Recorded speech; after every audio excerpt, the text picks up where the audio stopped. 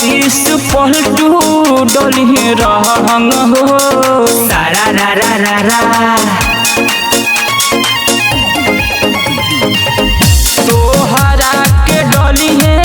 अंगे अंग हो सारा रा रा रा रा